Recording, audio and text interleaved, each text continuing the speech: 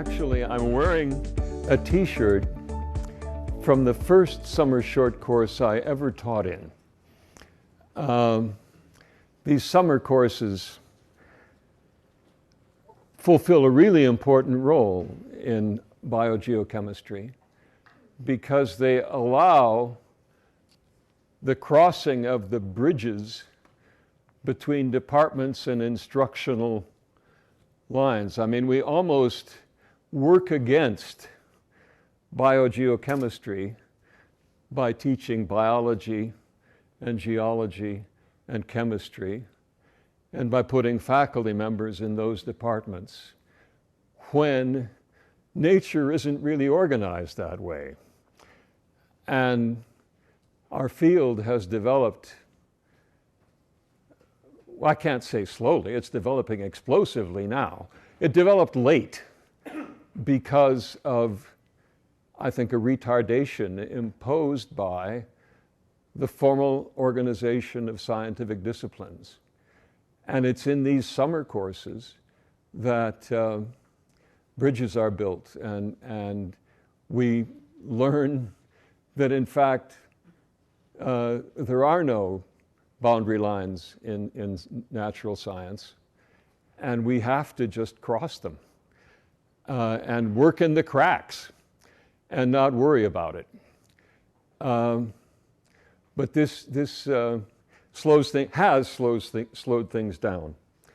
And it's wonderful what Jim has been doing with the IsoCamp courses over the years, and it's just a privilege for me to participate. Here it is.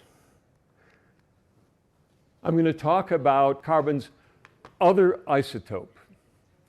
I mean, we went along happily with the stable isotopes for a long time, building, if you think about it in terms of scientific history and analogies, an almost Aristotelian view of nature, in which we could make a map or a conceptual diagram of every isotope and every compound in its place. And we understood, or we drew, a sort of static view of the organization of the geochemical cycles. Understanding that there's a lot of relationships and drawing arrows between the boxes, but having, sort of steady state picture in mind.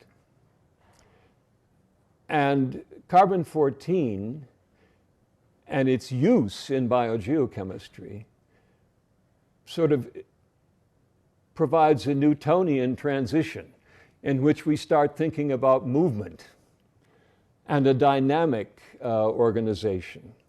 So this idea of tracing flows and of understanding the kinetics, the speed at which those various processes take place, that's a door that's been opened really quite recently by the application of carbon-14. And it's worth knowing about because the means of analyzing carbon-14 are growing just as rapidly and impressively as we now see with the various laser spectroscopic techniques for analyzing stable isotopes. And where it has been sort of rare and strange to use carbon-14 in large-scale studies, it's not going to be in the future.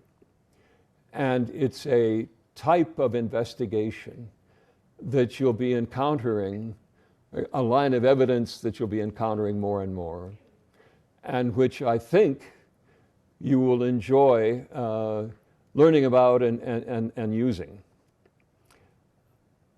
At the same time, it's a little bit strange. We have to speak in an entirely new language to take into account that we're dealing with an unstable isotope. that literally is melting away as we study it. And there are a lot of people out there who've been doing it long enough that they've got a jargon and they tear down the track describing what they're doing. And it can go right past you if you don't know some of the basic definitions. So I'm going to start out just by trying to introduce you to how we talk about carbon-14, and then how we measure it, and then I'll describe some representative applications and try to show you how marvelously shocking some of the results have been and how they have told us entirely new things about biogeochemistry.